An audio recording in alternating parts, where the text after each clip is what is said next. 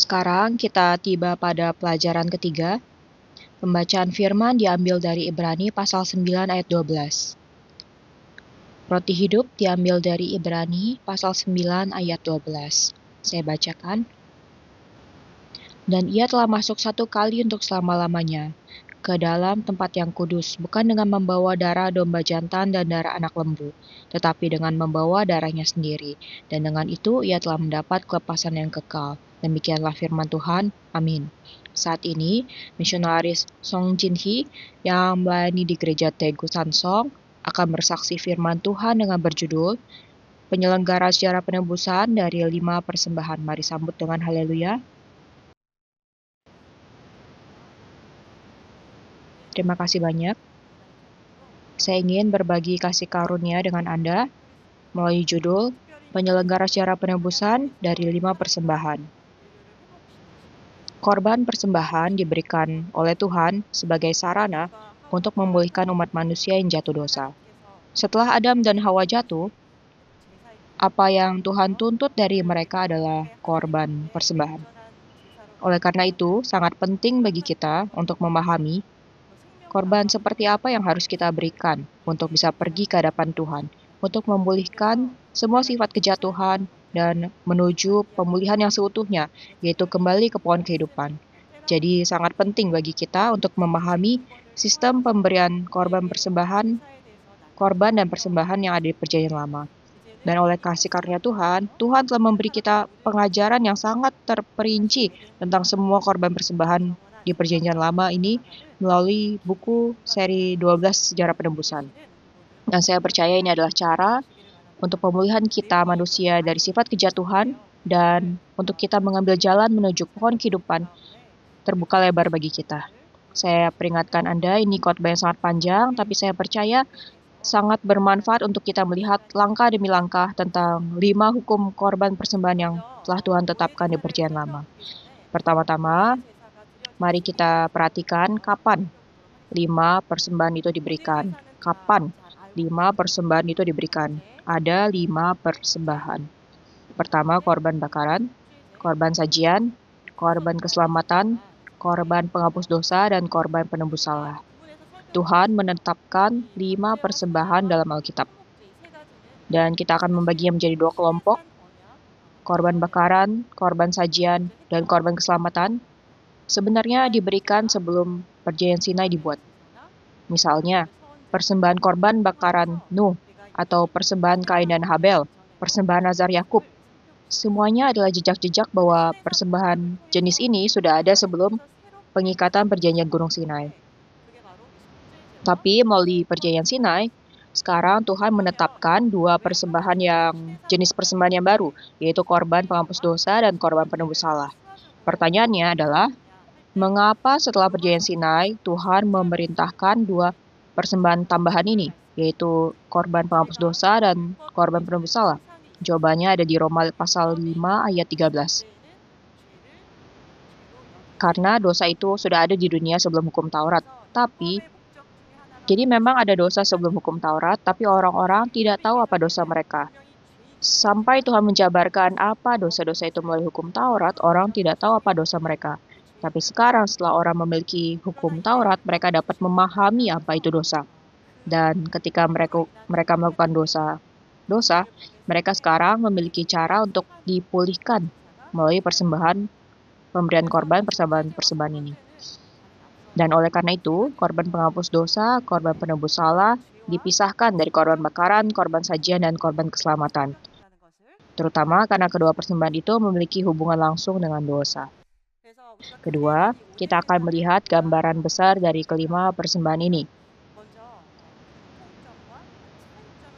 Persamaannya,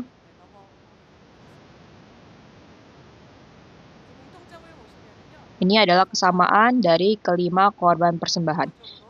Orang yang memberi persembahan meletakkan tangannya di atas kepala hewan korban. Mereka menyembelihnya di hadapan Tuhan, dan mereka akan mempersembahkannya sebagai korban bakaran. Artinya mereka akan membakar korban persembahan itu. Dari semua korban persembahan akan naik bau yang menyenangkan bagi Tuhan. Bau yang menyenangkan atau menenangkan bagi Tuhan. Perbedaan antara kelima korban persembahan ini memang jenis-jenis persembahannya berbeda, tapi juga ada perbedaan pada pembagian korban persembahan dan perihal penanganan darah dari korban. Jadi, tergantung pada jenis persembahannya, cara penanganan darah berbeda. Alasan kita ingin melihat perbedaan dari kelima persembahan ini adalah karena melalui perbedaan-perbedaan tersebut, kita dapat melihat tujuan mengapa Tuhan memberi kita persembahan-persembahan ini. Apa pentingnya atau maknanya? Pertama, ada perbedaan. Poin satu kecil, ada perbedaan dalam jenis korban persembahannya. Buku ke-12 sangat banyak, masif informasinya. Tapi kita akan bahas. Ada perbedaan dalam jenis korban persembahannya. Kelompok pertama, lembu, domba, dan kambing. Tampaknya jenis-jenis persembahan ini yang paling mahal kan?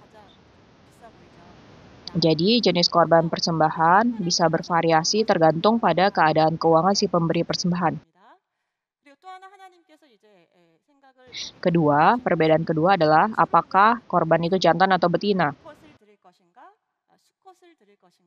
Apakah saya memberikan kepada Tuhan hewan jantan atau hewan betina? Jadi dapat dikatakan bahwa ini adalah perbedaan dari segi nilai. Mana yang memiliki nilai yang lebih tinggi? Ya, persembahan jantan dianggap memiliki nilai yang lebih tinggi. Mengapa? Karena hewan jantan menentukan kualitas dari persembahannya.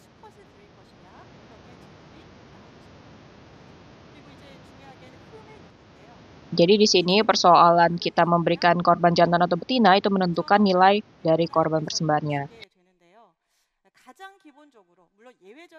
Ketiga, apakah ada cacatnya? Korban haruslah sempurna. Standar yang sama untuk semua pemberi korban persembahan adalah mempersembahkan korban yang tanpa cacat atau yang sempurna.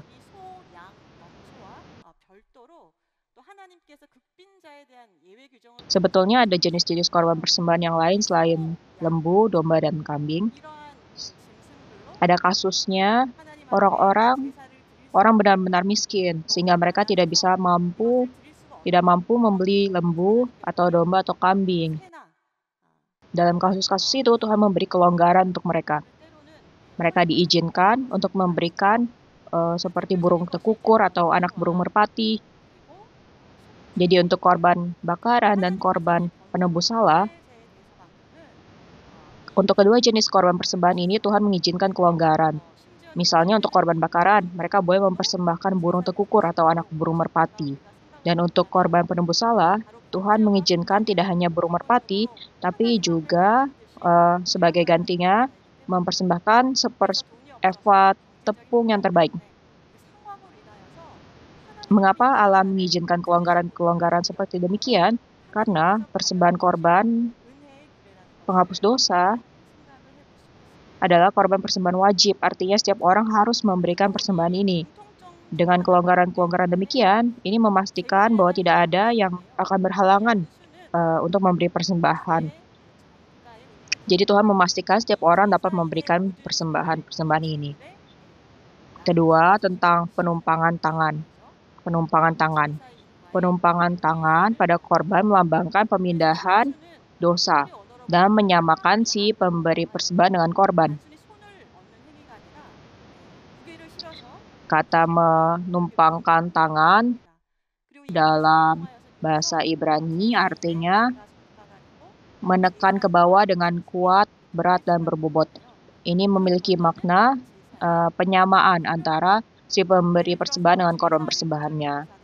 Jadi dengan penumpangan tangan pada hewan korban itu menjamin efek rohani yang timbul dari pemberian korban persembahan tersebut. Dilambangkan dengan hewan ini mati karena dosa-dosanya. Itu menjadi janji dari Tuhan, sebuah kontrak. Tuhan bilang, oke, aku akan terima binatang ini sebagai Anda. Seolah-olah itu adalah dirimu. Dan karena itu aku akan memberi pengampunan atas dosamu. Jadi Tuhan akan menerima persembahan ini.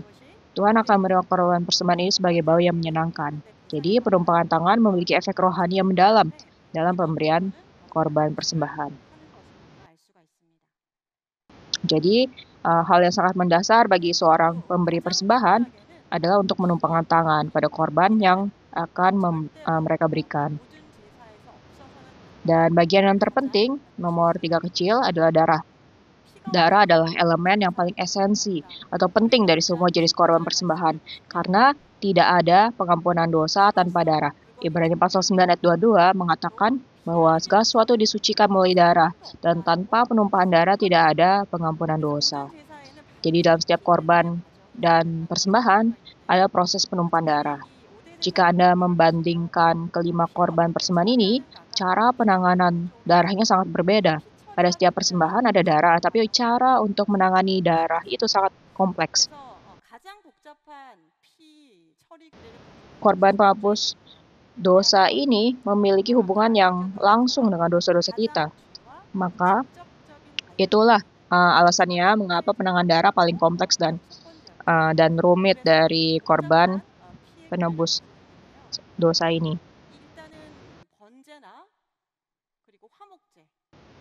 Sekarang sebaliknya, ketiga persembahan yaitu korban bakaran, korban keselamatan, dan korban penebus salah lebih simpel. Mereka akan memercikkan darahnya di semua sisi mezbah, dan kata Ibrani adalah zarak. Mereka akan memercikkan darahnya di sekeliling semua sisi mezbahnya. Jadi sekarang persembahan yang diberikan pada Tuhan itu mati, tapi itu tidak mati karena Tuhan akan menerima persembahan itu karena ada hidup di dalam darah. Maka itu persembahan ini akan memberi kita kehidupan dengan memercikan darahnya. Sebaliknya, korban penghapus dosa adalah memiliki tata cara yang lebih rumit. Natsah dalam bahasa Ibrani. Jadi darahnya itu akan dibubuhkan kepada benda, kepada objek. Seperti mezbah pembakaran ukupan dan mezbah korban bakaran. Darahnya akan dibubuhkan pada tanduk-tanduk mezbah. Tanduk itu menyimbolkan kekuatan, menyimbolkan kuasa pengampunan dosa datang dari hanya Tuhan sendiri. Dan sisa darah akan dicurahkan, dalam bahasa Ibrani, kata ini syafak. Jadi semua darah ini akan dicurahkan semuanya di dekat mezbah itu. Ini melambangkan Yesus, pengorbanan Yesus. Bagaimana Yesus akan mencurahkan seluruh darahnya di salib untuk mengampuni dosa-dosa kita. Jadi semua proses penanganan darah ini berhubungan langsung dengan dosa-dosa kita. Maka itu kuasa dari korban penghapus dosa menghasilkan penebusan dan penyucian. Ada satu persembahan yang tidak ada hubungannya dengan darah, itu adalah korban sajian. Korban sajian adalah satu-satunya persembahan yang tidak melibatkan darah, karena itu mempersembahkan hasil panen. Oleh karena itu, karena setiap persembahan harus ada darah, korban sajian tidak dapat dipersembahkan begitu sendirian. Persembahan ini selalu disertai dengan jenis persembahan lainnya. Sekarang, poin 4 kecil, ada perbedaan dalam pembagian persembahan, distribusi persembahannya. Pertama, persembahan itu diberikan pada Tuhan. Lalu ada juga pembagian kepada imam. Lalu dengan kasus yang sangat khusus, sebagian persembahan juga diberikan pada penyembah. Sekarang kita akan masuk, ada 4 bagian. Pertama, korban bakaran. Semua bagian hewan, kecuali kulitnya, akan diberikan pada Tuhan. Kulit hewan diberikan pada imam. Menurut Kejadian 3 ayat 21, pakaian dari kulit binatang melambangkan pengorbanan Yesus di kayu salib. Karena para imam memikul tanggung jawab penebusan secara rohani, Tuhan memberikan kepada para imam anugerah khusus pengampunan dosa, seperti yang dilambangkan oleh pakaian kulit binatang di Kejadian 3. Sisa jenis persembahan lainnya, yaitu korban keselamatan, korban penghapus dosa, dan korban penebus salah, semuanya menyerahkan lemaknya kepada Tuhan. Korban sajian tidak termasuk dalam kategori ini karena hanya mempersembahkan hasil panen atau tumbuhan. Dalam bahasa Ibrani, lemak diartikan sebagai yang terbaik dari yang terbaik. Jika lihat Kejadian 4 ayat 4, Tuhan menerima persembahan Habel. Dan di ayat itu dikatakan tentang persembahan Habel, Habel juga mempersembahkan korban persembahan dari anak sulung kambing dombanya, yakni lemak-lemaknya. Jadi alasan Tuhan menerima persembahan Habel adalah karena lemak melambangkan yang terbaik dari yang terbaik. Jadi Habel memberikan kepada Tuhan sebagai prioritas. Dengan demikian, bagian terbaik dari persembahan diberikan kepada Tuhan. Itulah yang diajarkan oleh hukum persembahan ini kepada kita. Yang terbaik diberikan pada Tuhan. Ada juga bagian persembahan yang diberikan pada imam. Dalam korban keselamatan, hanya korban keselamatan yang memiliki bagian yang diberikan pada si pemberi korban. Jadi korban keselamatan ini diberikan pada si pemberi korban kecuali bagian dada dan bagian paha kanan yang diberikan pada imam. Dada menunjuk pada area jantung dan paha kanan itu simbol kekuatan. Paling baik, bagian korban persembahan yang paling baik adalah yang lemak-lemaknya. Yang kedua terbaik adalah dada dan paha kanan, dan itu diberikan pada para imam. Untuk korban penghapus dosa, tidak ada bagian yang diberikan pada si pemberi korban. Jadi semua bagian kecuali bagian lemak-lemaknya akan diberikan kepada imam. Khususnya untuk korban penghapus dosa, perhatikan ketika imam memberikan korban persembahan untuk dosa mereka sendiri, bagian imam tidak akan diberikan pada mereka.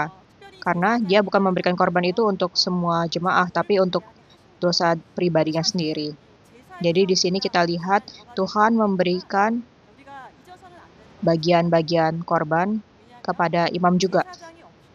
Karena proses pemberian persembahan, dalam proses pemberian persembahan, peran imam sangatlah penting, karena tanpa imam, seorang tidak bisa memberikan korban persembahan pada Tuhan. Oleh karena itu, Tuhan mengizinkan imam untuk mengambil sebagian dari persembahan.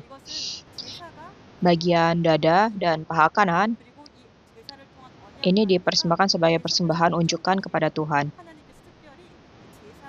Tujuan hal ini adalah untuk menopang atau agar terus berjalan sistem pengorbanan ini, sehingga memelihara hubungan perjanjian dengan Tuhan. Karena pemberian korban persembahan membutuhkan imam. Sekarang poin besar 3, tujuan dan makna dari kelima persembahan. Dengan memahami hal ini, kita akan memahami kelima persembahan dan sifatnya, dan tujuan mengapa Tuhan memberikan banyak pada kita. Pertama, ada persembahan yang berhubungan dengan dosa, dan ada persembahan yang tidak berhubungan dengan dosa. Korban yang berhubungan dengan dosa adalah korban bakaran, korban penghapus dosa, dan korban penebus salah. Kalau kita memikirkan kapan waktu persembahan ini diberikan, korban penebus salah dan korban penghapus dosa diberikan setelah perjanjian Sinai dibuat. Tapi kita udah tahu itu, tapi korban bakaran, kenapa itu berhubungan dengan dosa? Karena sebelum korban penghapus dosa dan korban penebus salah diberikan, umat juga harus belajar bagaimana menerima pengampunan dosa. Itulah alasannya korban bakaran diberikan. Jadi korban bakaran diberikan agar umat datang kepada Tuhan. Mereka harus mempersembahkan korban agar dapat datang kepada Tuhan, karena dosa harus diselesaikan lebih dulu untuk bisa mendekat kepadanya. Karena ada dosa, tidak dapat menghadap Tuhan. Itulah sebabnya korban bakaran akan menutupi dosa kita, agar kita bisa menghampiri Tuhan. Tapi korban penghapus dosa dan korban penebus salah sedikit berbeda karena lebih berfokus pada pengampunan dosa. Jadi sekali lagi, korban bakaran adalah tentang menutupi dosa agar kita diizinkan untuk mendekat pada Tuhan, tapi korban penghapus dosa dan korban penebus salah lebih spesifik, berfokus pada kita menerima pengampunan atas dosa-dosa tersebut. Sementara itu, persembahan yang tidak berhubungan dengan dosa adalah korban keselamatan dan korban sajian. Kedua, cara mengkategorikan korban persembahan ini. Yang kedua, persembahan pribadi dan persembahan umum, kategori yang kedua. Ada begitu banyak persembahan, sehingga mungkin kita bingung, tapi kita bahas. Pertama, persembahan pribadi adalah korban bakaran, korban keselamatan, korban penghapus dosa, dan korban penebus salah. Ini adalah 4 persembahan yang dapat dipersembahkan seseorang pada Tuhan. Sementara itu, untuk persembahan yang secara publik, imam akan mewakili seluruh bangsa Israel. Jadi, para imam memberikan persembahan seolah-olah dia adalah penyembah itu sendiri. Secara publik, yang diberikan korban bakaran itu diberikan setiap hari sebagai persembahan harian. Korban keselamatan dan korban penghapus dosa juga diberikan sebagai persembahan yang secara publik. Mungkin ada tumpang tindih juga antara ketiganya. Misalnya, pada saat hari raya, korban bakaran juga diberikan sebagai persembahan publik. Pada hari raya 7 Minggu dan Pentakosta, korban keselamatan diberikan. Korban penebus salah dan korban penghapus dosa diberikan juga pada saat hari raya pendamaian. Berdasarkan ini, kita dapat lihat ketiga persembahan tersebut dapat diberikan secara bersama-sama. Bukan hanya satu jenis persembahan yang diberikan pada saat hari raya. Jadi bagaimana kita bisa tahu urutan pemberian persembahan ini? Yang paling pertama adalah korban penghapus dosa. Karena kita hanya bisa mendekat pada Tuhan ketika dosa kita sudah dibereskan. Korban penghapus dosa maka harus diberikan terlebih dulu. Jadi, dari antara korban bakaran, korban keselamatan, dan korban penghapus dosa, mana yang terlebih dahulu? Korban penghapus dosa memiliki hubungan yang paling langsung dengan dosa, maka itu yang jadi pertama. Kedua, korban bakaran, dan ketiga adalah korban keselamatan. Jadi, korban penghapus dosa atau persembahan yang berhubungan dengan dosa akan selalu diberikan sebelum yang lainnya. Terlepas dari kombinasi persembahan apapun yang diberikan pada Tuhan. Korban sajian tidak melibatkan darah. Sehingga itu tidak diberikan sendiri, tapi akan selalu disertai persembahan lainnya, jenis persembahan lainnya. Ketiga, ada korban, kategori ketiga, ada korban sukarela dan korban wajib. Ini poin 3 kecil. Korban sukarela dan korban wajib. Korban wajib adalah korban bakaran untuk jemaat, seperti pada hari Sabat, hari-hari raya. Sementara korban sukarela adalah korban bakaran yang diberikan secara pribadi. Korban bakaran secara pribadi harus selalu diberikan dengan hati yang sukarela. Oleh karena itu, kita dapat menerapkan ini pada ibadah kita di zaman sekarang. Apakah kita melakukan ini hanya karena kewajiban? Memang adalah kewajiban bagi orang Kristen untuk datang pada hari Tuhan. Tapi Tuhan hanya akan menerimanya jika kita lakukan dengan sukarela. Dan bukan hanya satu kali dalam seminggu, ada banyak korban bakaran yang dilakukan sepanjang minggu. Persembahan sukarela yang tulus adalah sifat dari korban bakaran. Lalu ada juga yang disebut korban penebus salah dan korban sajian.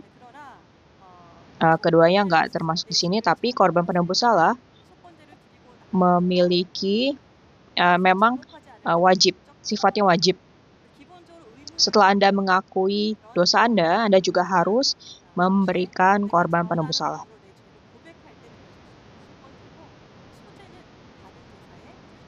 Korban penebus salah hanya dapat diberikan setelah Anda menyadari dosa dan bersedia untuk membayar harganya, konsekuensinya, oke. Dan korban sajian juga diberikan sebagai persembahan sukarela. Korban sajian dan korban keselamatan selalu melibatkan syukur, tapi agak berbeda.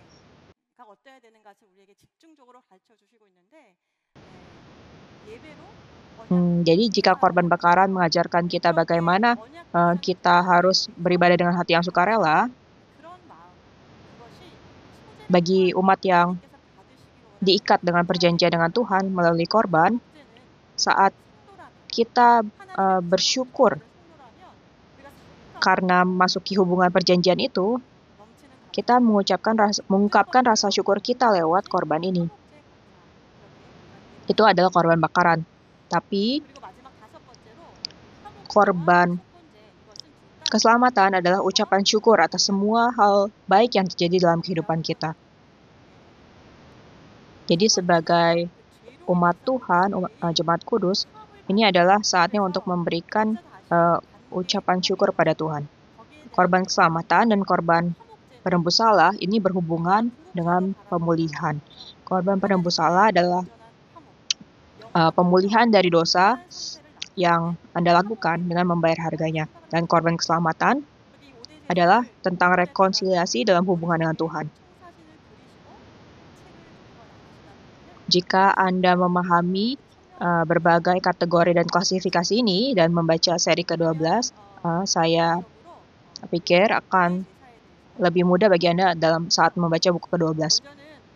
Jadi sekarang bagian nomor 4 besar, korban bakaran, korban sajian, dan korban keselamatan. Kita akan melihat dulu korban bakaran.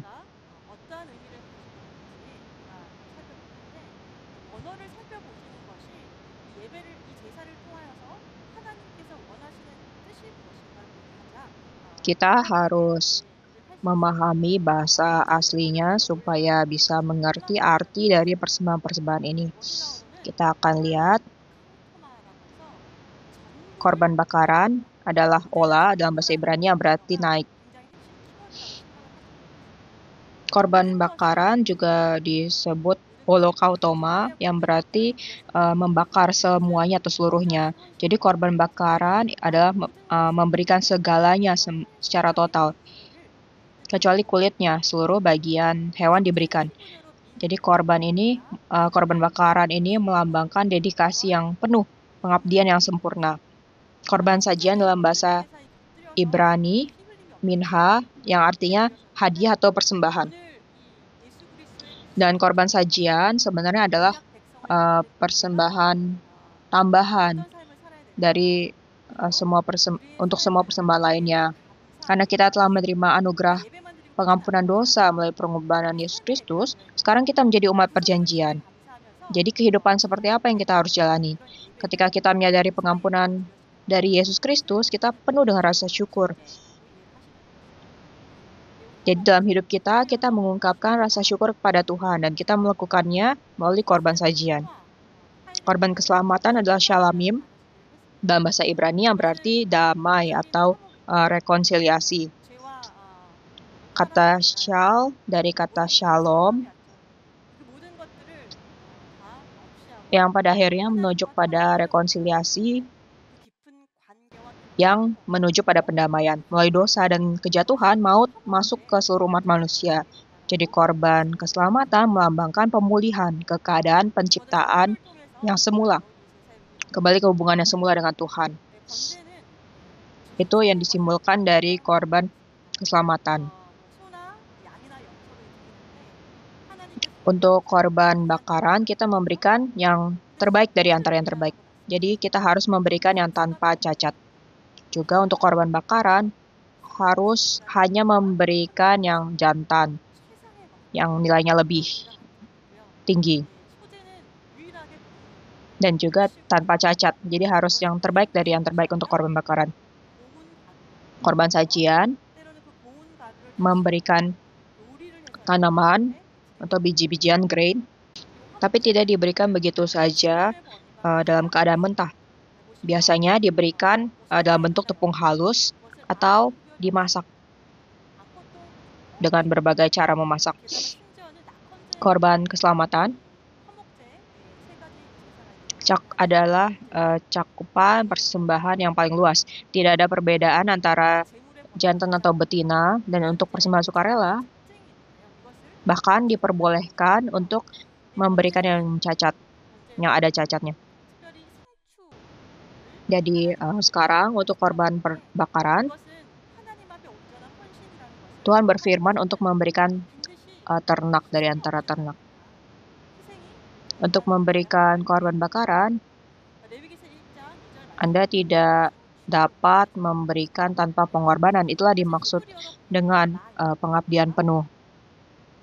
Penggunaan kata ternak, kita bisa lihat, belajar dari Imamat pasal 1 ayat 2. Kata ternak ini adalah hewan peliharaan Anda, yang Anda pelihara sendiri. Jadi bukan sesuatu yang Anda beli, Anda bisa beli di suatu tempat lalu dipersembahkan. Tapi sesuatu yang Anda pelihara untuk bertahun-tahun, kasih makan, memastikan tidak ada penyakit atau cacat, itulah yang diberikan sebagai korban bakaran. Jadi di dalam kata ternak ini juga mengandung semua arti dedikasi, kerja keras, air mata yang dicurahkan untuk memelihara ternak itu. Ternak itulah yang akan mewakili Anda dan mati untuk Anda diberikan pada Tuhan. Itulah alasannya korban bakaran ini adalah memiliki tingkat yang tertinggi dari antara semua persembahan. Karena melibatkan pengabdian yang tertinggi dan ujung-ujungnya ini berarti pengorbanan. Korban sajian, korban yang harus diberikan untuk korban sajian adalah biji-bijian atau grain. Grain atau biji-bijian itu apa? Itu adalah buah. Jadi saat kita beribadah, kehidupan ibadah kita harus tampak lewat buah-buah dalam kehidupan kita. Lewat korban bakaran, Tuhan ingin kita menjadi umat perjanjiannya.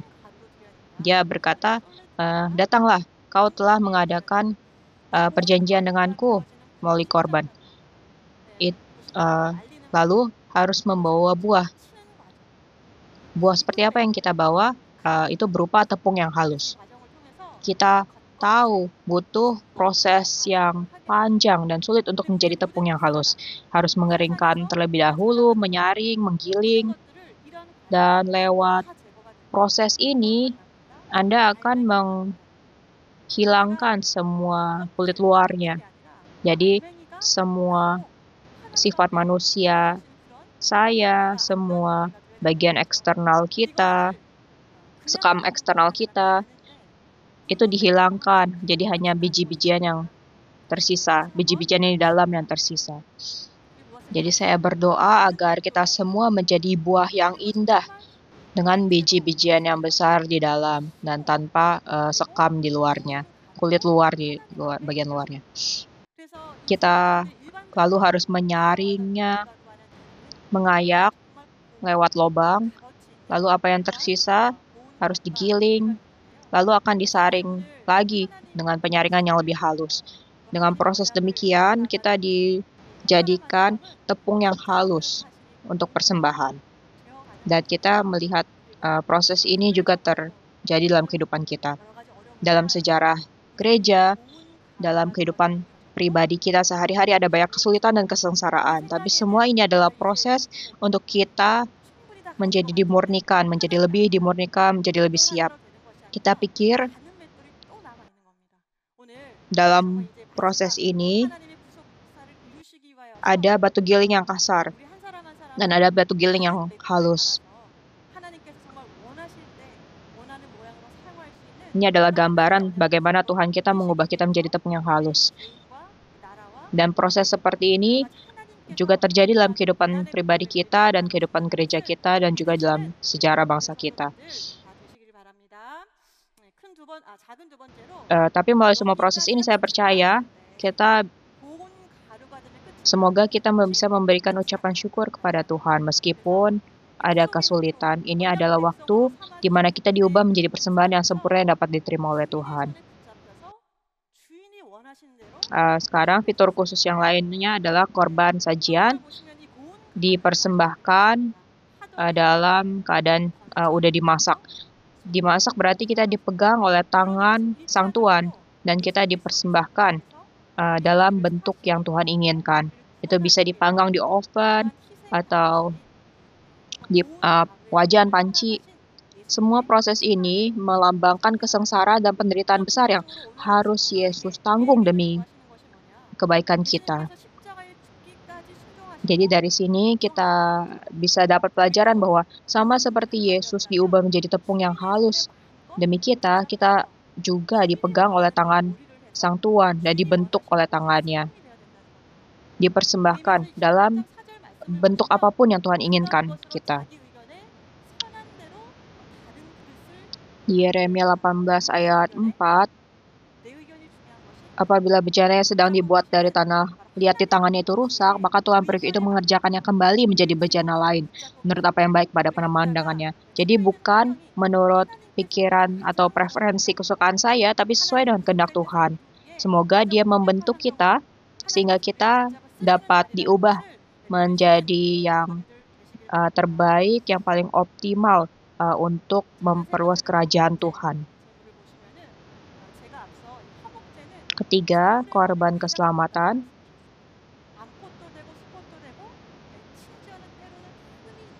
Korban keselamatan punya cakupan jenis persembahan yang paling luas. Itu bisa hewan jantan atau betina, bisa memiliki cacat. Tapi bagian yang terpenting dari korban keselamatan adalah ucapan syukur. Jadi ada 3 persembahan, persembahan syukur, persembahan nazar, dan persembahan sukarela. Untuk korban keselamatan yang diberikan secara pribadi ada persembahan syukur, persembahan nazar, dan persembahan sukarela. Persembahan syukur adalah kita mengucapkan rasa syukur pada atas kasih karunia Tuhan. Persembahan nazar adalah di mana kita membuat sumpah. Kita berjanji, berkomitmen pada Tuhan dengan iman. Itu yang kita ungkapkan lewat pemberian korban ini. Persembahan sukarela adalah dengan kerelaan dan dengan sukacita. Jadi ini adalah ucapan syukur tanpa kondisi atau syarat apapun. Ungkapan syukur yang tanpa syarat. Orang-orang yang tidak percaya bersyukur, tapi ketika ada syarat-syarat yang dipenuhi. Tapi bagi orang percaya, walaupun tidak ada kondisi untuk bersyukur, tidak ada alasan untuk bisa disyukuri, kita tetap mengucap syukur pada Tuhan. Itu adalah pengakuan iman bahwa Tuhanlah yang memegang kendalinya, bahwa Tuhan adalah yang berdaulat. Walaupun tidak sesuai dengan keinginan saya, tidak sesuai dengan rencana dan tujuan saya, kita mengakui bahwa Tuhanlah yang memegang kendali atas kehidupan kita dan Ia akan membentuk kita di setiap jalan kehidupan kita. Kita mempercayakan hidup kita kepada Tuhan dan bersyukur pada Tuhan. Itulah yang kita ungkapkan melalui persembahan sukarela. Itu sebabnya Pendeta Abraham Park selalu mengajar kita, ucapan syukur adalah puncak dari semua persembahan. Melalui korban bakaran, kita diingatkan atas anugerah pengampunan dosa dari Tuhan Yesus. Dan yang dihasilkan dari situ adalah ucapan syukur. Saya harap Anda ingat ini. Mungkin ada banyak momen atau saat-saat yang menantang, tapi saya berdoa agar kita bisa terus bersyukur, memberikan ucapan syukur kepada Tuhan. Ketiga, cara untuk memberikan korban persembahan, korban bakaran. Anda harus menguliti korbannya dan memotongnya menjadi beberapa bagian. Korban sajian, Anda memberikan minyak dan kemenyan bersama-sama. Tidak hanya itu, tidak boleh memberikan hal-hal ini, yaitu ragi dan madu, dilarang diberikan. Imamat pasal 2 ayat 11. yang harus ada adalah garam. Garam harus ada. Terakhir, korban keselamatan. Ini adalah persembahan yang secara unik juga diberikan pada si pemberi persembahan. Apapun yang diterima si pemberi korban harus dimakan semuanya di bait suci. Dan Anda harus membagikannya dengan orang lain. Ini juga disebut sebagai perjamuan perjanjian di Perjanjian Lama. Jadi pelajaran seperti apa yang kita bisa ambil dari sini? Pertama, korban bakaran. Korban bakaran ada proses di mana kita menguliti hewannya dan memotongnya menjadi beberapa bagian. Itu di Imamat 1 ayat 6. Menguliti adalah untuk benar-benar melepaskan kulitnya. Seperti Anda melepaskan pakaian Anda. Itu artinya kita melepaskan semua manusia lama kita dan pergi kepada Tuhan. Tidak hanya itu, setelah hewan itu dikuliti, kulitnya sebenarnya adalah yang bagian yang paling indah dari hewan itu. Jadi semua kekayaan, semua ketenaran, kekuasaan, apapun yang Anda bisa banggakan, semuanya itu dilucuti. Hanya daging yang keras itu yang tersisa. Bahkan daging itu dipotong-potong jadi beberapa bagian. Memotong-motong, netu dalam bahasa Ibrani, artinya semuanya dicincang-cincang. Dipotong menjadi bagian-bagian. Setelah dipotong-potong, tidak akan bisa tahu kan itu jenis hewan apa. Jadi, saat kita berkumpul di sini sebagai orang-orang kudus Tuhan, sebagai korban, artinya diri kita tidak lagi terlihat atau tampak dalam ibadah. Siapa yang ada di sini, apa yang ada di sini, semua itu hilang. Kita semua menghilang dan hanya kasih karunia Yesus Kristus yang ada dalam ibadah. Saat kita datang ke ibadah sebagai korban bakaran, saya percaya Tuhan akan mencurahkan kasih karunia kepada kita. Dan Tuhan akan menerima itu sebagai bau yang menyenangkan. Korban sajian, Anda harus memiliki buah. Anda harus memiliki buah melalui doa, melalui Roh Kudus. Kita melihat karena ada dua komponen dalam korban sajian ini. Harus ada tepung halus dan ada minyak. Minyak yang menyiratkan Roh Kudus di Kisah 10 ayat 38. Jadi kita harus memiliki buah kan. Biji-bijian berarti buah. Lalu bagian yang kedua adalah kemenyan. Kemenyan menyiratkan doa. Doa adalah pengakuan iman bahwa kita tidak bisa melakukan ini dengan kekuatan kita sendiri. Itulah arti dari kemenyan. Jadi kita harus bekerja dan melayani Tuhan bukan untuk menampakkan kebenaran kita sendiri, bukan untuk memuaskan hawa nafsu daging atau keserakahan atau keinginan atau ambisi kita sendiri, tapi untuk melakukan kehendak Tuhan. Seringkali kita begitu bersemangat untuk pekerjaan Tuhan, tapi kita sebenarnya berpura-pura itu untuk Tuhan. Saya pikir itu cara kita menipu diri kita sendiri. Jadi agar kita tidak terjebak dalam kita membohongi diri sendiri, kita harus tidak hanya memiliki firman, tapi juga doa. Melalui doa dan firman yang bersama-sama, kita harus doa dan firman, harus ada juga pekerjaan Roh Kudus. Itu benar-benar penting. Jadi ada Roh Kudus dan doa. Kedua, tidak boleh ada ragi atau madu. Ragi melambangkan kemunafikan dan kebusukan. Itu di Matius 16 ayat 6 dan ayat 12. Madu melambangkan kesenangan dan godaan duniawi. Amsal 5 ayat 3. Dan yang harus ada adalah garam. Bilangan 18 ayat 19. Garam melambangkan perjanjian Tuhan. Bagaimana kita bisa benar-benar menghilangkan semua kemunafikan, kebusukan, kesenangan, dan godaan duniawi. Dan kita dipersembahkan sebagai tepung yang halus kepada Tuhan. Kita tidak bisa melakukan ini dengan hanya mengatakan, oh saya nggak akan melakukannya lagi. Kita tidak punya willpower itu kan, kemampuan itu kan. Satu-satunya kekuatan yang memampukan kita adalah perjanjian Tuhan.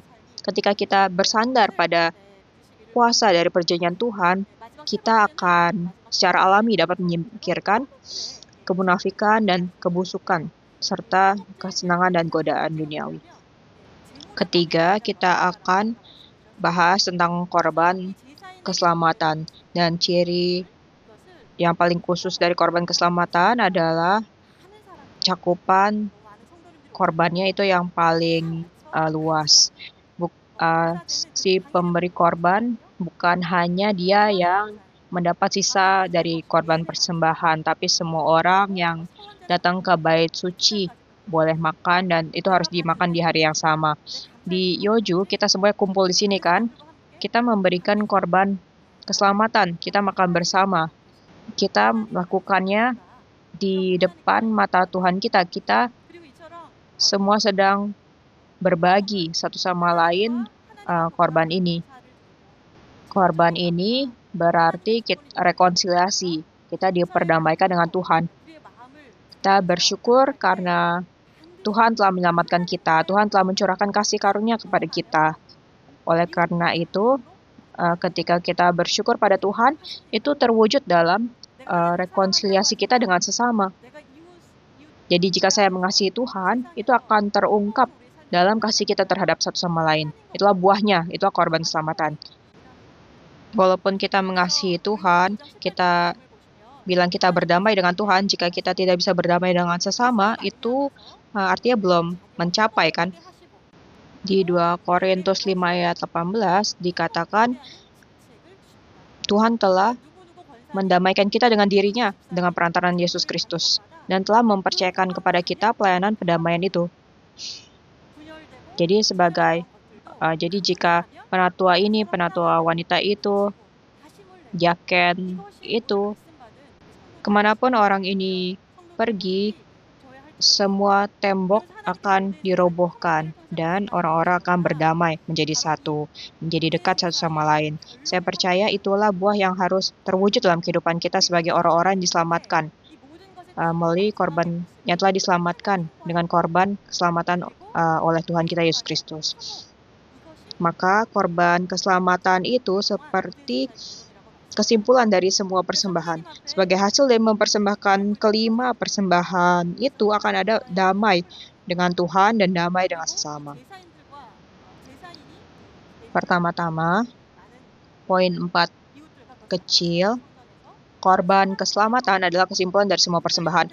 Pertama, persembahan itu dipersembahkan dengan api yang melambangkan perdamaian dengan Tuhan, berarti hubungan dengan Tuhan dipulihkan. Dan sebagian-bagiannya dibagikan dengan si pemberi korban, yang berarti dandan dengan orang-orang lain, yang berarti perdamaian dengan antar hubungan manusia satu sama lain. Yesus Kristus menyatakan dan menetapkan arti sejati dari 10 perintah. Perintah pertama sampai ke-4 dapat disimpulkan sebagai kasih kepada Tuhan, dan perintah ke-5 dan sampai ke-10 dapat disimpulkan sebagai mengasihi sesama, seperti mengasihi diri sendiri.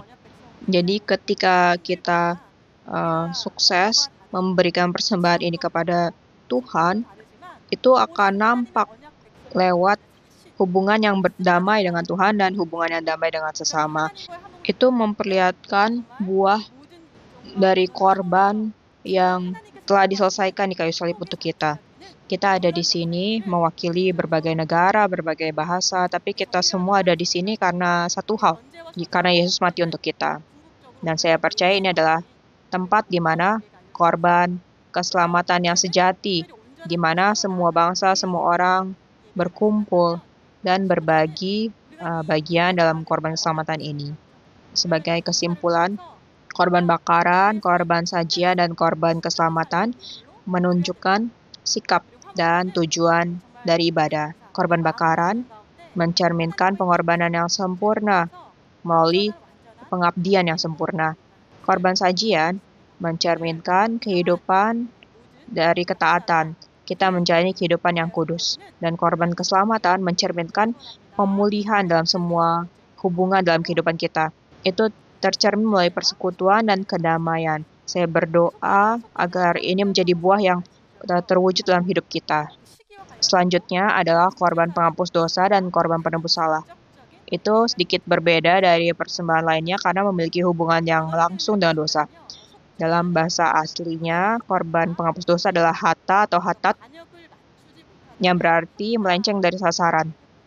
Berasal dari kata hata yang berarti melenceng dari sasaran. Korban penebus salah berasal dari kata syam, yang berarti ganti rugi.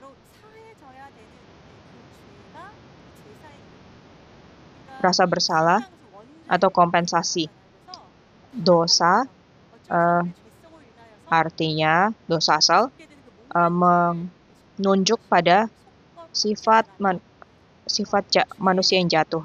Jadi semua sifat kejatuhan manusia akan ditebus lewat korban penghapus dosa. Tetapi korban penebus salah, siapa yang merasakan rasa bersalah itu? Orang yang melakukan kesalahan itu. Adam, setelah jatuh dosa, ia merasa rasa bersalah ini, makanya dia menutupi dirinya, membayar harga dan membayar ganti rugi.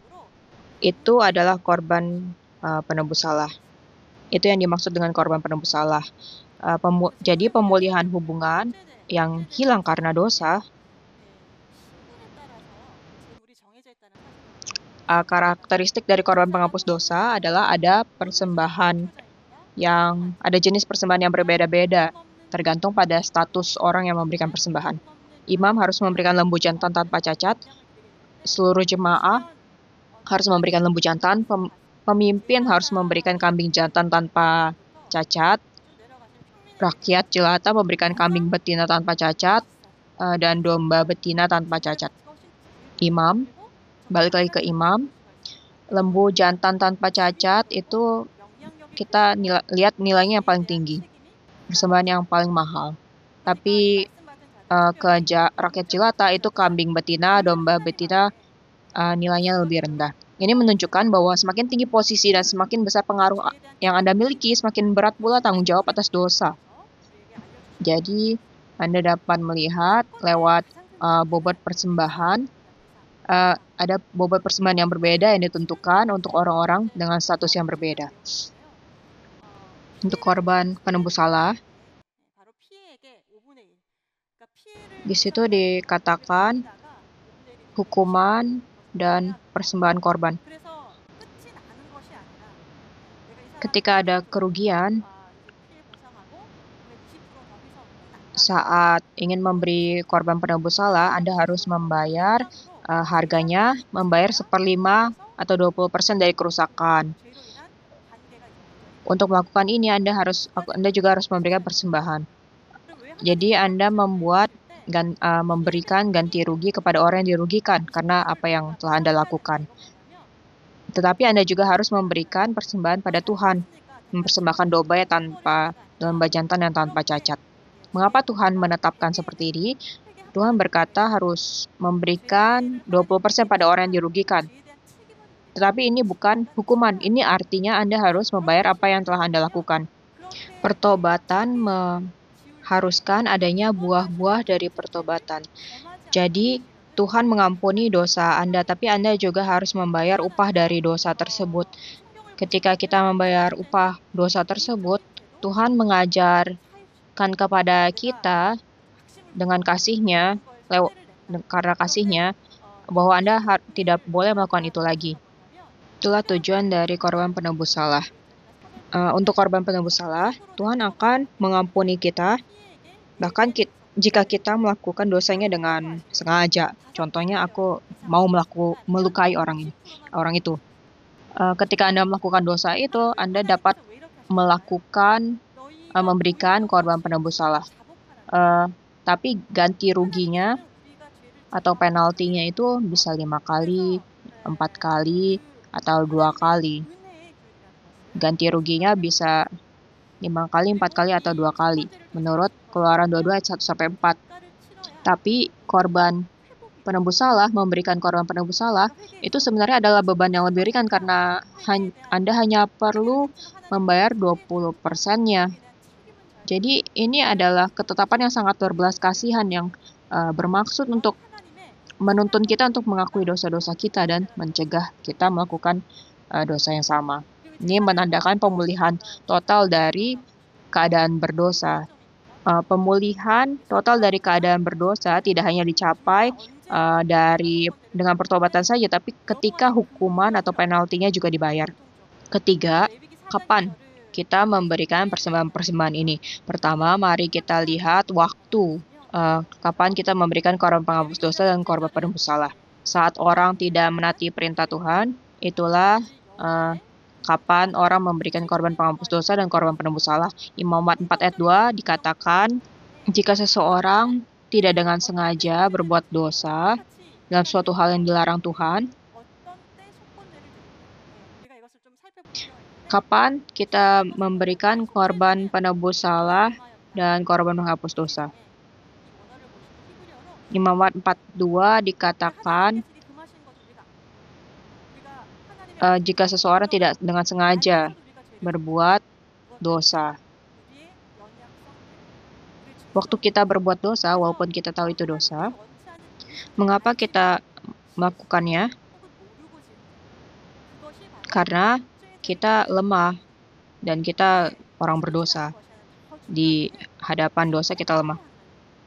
Jadi ketika kita melakukan dosa, walaupun kita tahu itu salah, karena kita tidak berdaya, itu adalah bagian dari korban penghapus dosa ini.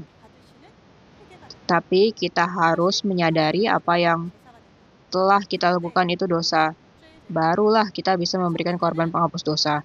Kalau korban penebus salah, kamu melakukan hal yang sama, tapi di Imamat 5 ayat 17. Di situ lo yada, artinya benar-benar gak tahu kalau itu dosa. Walaupun Anda tidak tahu kalau itu dosa, apakah itu artinya bahwa itu bukan dosa? Alkitab tidak berkata seperti itu. Korban penghapus dosa mengajarkan kita, ketika kita menyadari bahwa kita ada dalam keadaan berdosa dan kita mengakui, maka kita bisa melakukan pertobatan yang sejati. Waktu kita mengaku dan kita memberikan korban, itu adalah saat kita memberikan korban penghapus dosa. Tapi masalahnya adalah kita gak bisa mengerti apa itu dosa, kecuali Tuhan mengajarkan kepada kita apa itu dosa. Artinya, kita tidak bisa bertobat selain dari Tuhan memberikan kasih karunia pertobatan pada kita. Jadi, untuk mengerti apa itu dosa, itu adalah kasih karunia Tuhan. Imamat 4 ayat 14 dikatakan yada. Yada artinya untuk mengerti dosanya. Doa pertama yang harus kita naikkan saat kita bertobat pada Tuhan adalah untuk mengaku yada dosa-dosa kita, untuk mengerti dosa kita. Kita harus meminta pada Tuhan untuk mengajarkan pada kita apa ya telah kita lakukan salah, di mana kita tersesat. Saya pikir itu yang paling penting yang harus kita lakukan saat kita beribadah. Korban penebus salah dilakukan ketika kita tidak tahu bahwa itu adalah dosa. Imamat 5 ayat 17 dikatakan, seseorang melakukan salah satu hal yang dilarang Tuhan tanpa mengetahuinya. Tapi di situ dikatakan ia bersalah dan harus menanggung kesalahannya. Dosa itu sangat mengerikan karena Bilangan 32 ayat 23 dikatakan dosa akan mengejarmu dengan perasaan bersalah. Jadi jika tidak mengakui dosa kita akan selalu dibebani dengan beban dosa, dengan rasa bersalah. Itu di Bilangan 32 ayat 23 dikatakan, tapi jika kamu tidak berbuat demikian, sesungguhnya kamu berdosa kepada Tuhan dan kamu akan mengalami bahwa dosa itu akan menimpa kamu. Jadi korban penebus salah ini adalah korban yang menyelesaikan dosa itu. Dosa yang menuduhmu, dosa yang mengejarmu, dosa yang membebanimu dengan beban yang berat. dan kamu hidup dengan tidak mengetahui bahwa kamu di bawah tekanan dosa yang begitu berat ini, dosa itu dilepaskan daripadamu. Itu adalah tujuan dari korban penebus salah. Korban penebus salah dan korban penghapus dosa juga menguduskan, menyucikan tempat yang di tempat itu memberikan korban persembahan. Bukan hanya si pemberi korban, tapi juga tempatnya.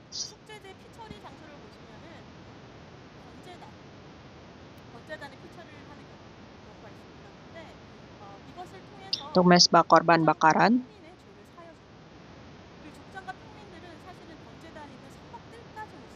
mesbah korban bakaran adalah untuk para pemimpin dan umat. Waktu korban penghapus dosa diberikan, akan dipercikkan darah di tanduk-tanduk mesbah. Itu sekaligus akan menyucikan pelataran bait suci, di mana pemimpin umat dan umat berdiri. Juga ada pembubuhan darah pada mesbah pembakaran ukupan yang ada di dalam bait suci dan juga pada tirai. Dengan itu menyucikan bait suci, dan itu adalah untuk para imam dan seluruh umat Israel, karena bait suci ada untuk pendamaian antara Tuhan dan umat. Ini memperlihatkan bahwa Tuhan ingin berdiam bersama-sama dengan kita secara terus-menerus. Itulah alasannya kita harus memberikan korban penghapus dosa, agar tempat di mana Tuhan dan kita diam bersama-sama akan disucikan, dikuduskan, disucikan. Penyucian bisa kita sungguh-sungguh pahami ketika kita memahami apa artinya kenajisan. Kondisi najis bukan hanya lewat perbuatan kita. Ketika Alkitab berkata sesuatu itu najis, itu menunjuk pada pendarahan. Jadi darah itu mengalir, Anda kehilangan hidup. Atau Anda menjadi najis karena menyentuh sesuatu yang mati. Khususnya tahir berhubungan dengan dosa. Tahir atau tidak berhubungan dengan dosa. Dan dosa berhubungan dengan kematian, karena kematian datang karena dosa.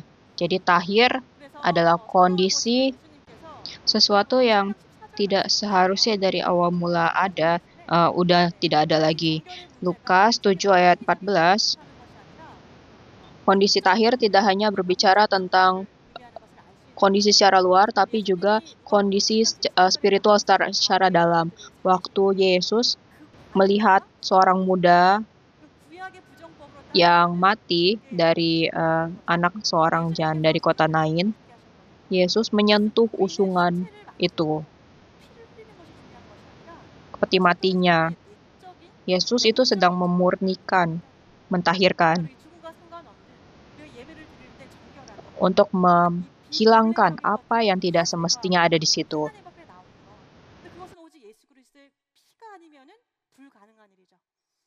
Sehingga kita bisa maju ke hadapan Tuhan. Dan kita bisa begitu karena darah Yesus. Buku ke-12 berkata, efek dari korban persembahan, semua korban persembahan adalah bau yang menyenangkan bagi Tuhan. Jadi Tuhan akan menerima bau yang menyenangkan ini. Tapi untuk korban penebus salah,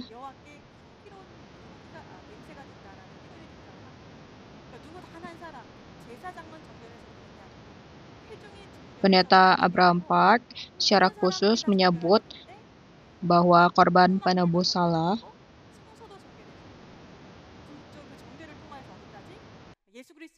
memberi pentahiran, menyebabkan pentahiran.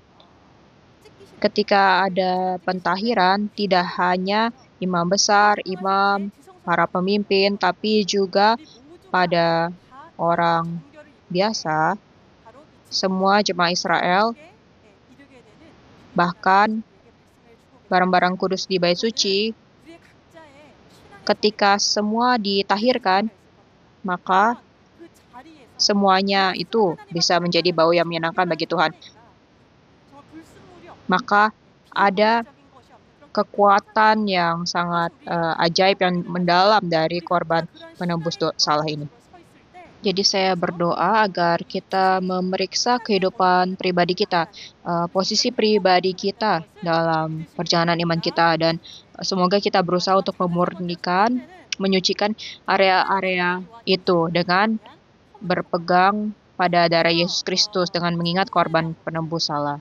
Saat kita memulai gelombang penyucian ini dari level kita, dari tempat kita pribadi, saya percaya itu akan membawa gelombang yang lebih besar untuk pemulihan dan pemurnian yang lebih luas, yang lebih lengkap. Dan kita benar-benar dapat mencapai Immanuel, Tuhan beserta kita. Korban penebus salah juga menebus kesalahan, menghapus kesalahan yang terhadap otoritas Tuhan dan terhadap pelanggaran hak antara semua manusia terhadap manusia yang lain.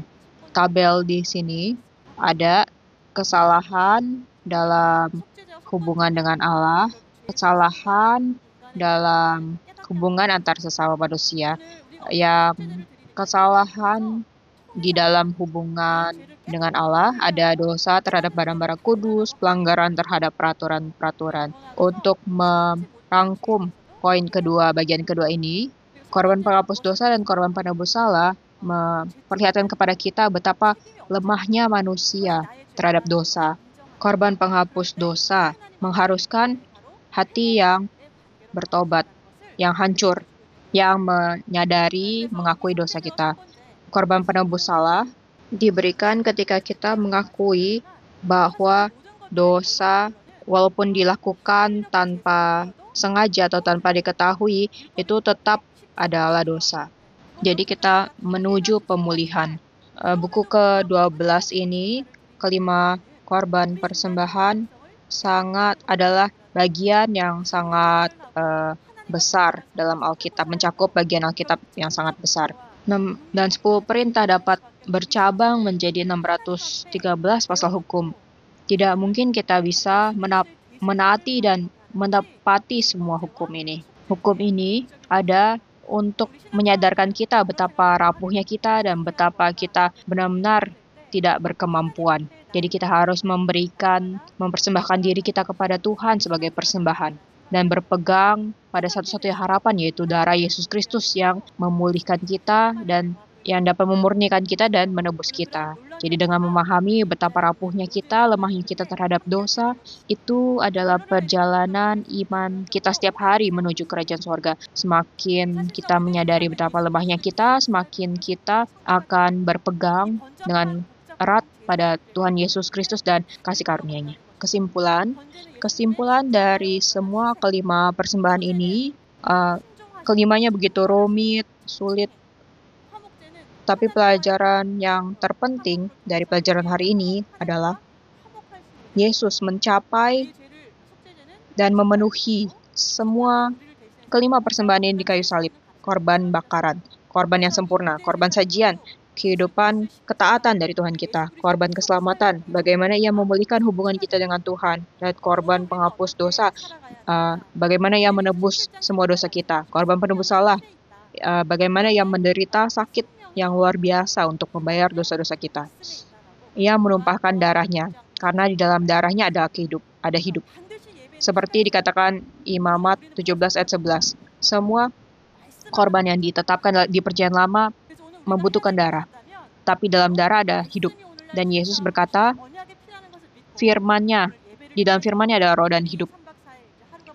Jadi saat kita beribadah pada Tuhan, berkumpul di hadapan Tuhan sebagai umat yang terikat perjanjian dengan Tuhan melalui korban, kita berdiri dengan memegang tidak ada apa-apa selain firman. Firman akan membawa kita menembus tabir, masuk ke tempat Maha Kudus, ke pohon kehidupan. Semoga kita semua menerima berkat itu. Mari kita berdoa. Bapa kami di sorga, kami ucap syukur, Engkau adalah Allah yang begitu baik. Kami tidak layak untuk membicarakan tentang semua korban persembahan ini, tapi Engkau telah memampukan kami untuk berbagi kasih karunia tentang kelima korban persembahan ini. Mohon bantu kami untuk menyadari dosa-dosa kami, bantu kami untuk menyadari kemana kami menyimpang. Kami ada di sini, di jadwal sempurnamu, di waktu yang telah Engkau tetapkan sebelum permulaan zaman, dan kami semua ingin menuju pohon kehidupan. Mohon bantu kami untuk menyadari betapa rapuhnya kami di hadapan dosa. Bantu kami juga untuk menyadari kuasa penebusan melalui Yesus Kristus, bahwa itu lebih kuat. Kami berdoa agar kami semua yang berkumpul di sini, kami akan menerima berkat dari korban keselamatan, di mana kami diperdamaikan dengan Engkau dan diperdamaikan dengan satu sama lain, sehingga hanya Engkau saja yang dimuliakan. Dan mulai kami, semua pekerjaan penebusan-Mu akan tersebar sampai ke ujung dunia. Kami berdoa Engkau selalu bersama-sama dengan kami. Kami berdoa semuanya ini hanya di dalam nama Tuhan Yesus dalam ucapan syukur. Amin.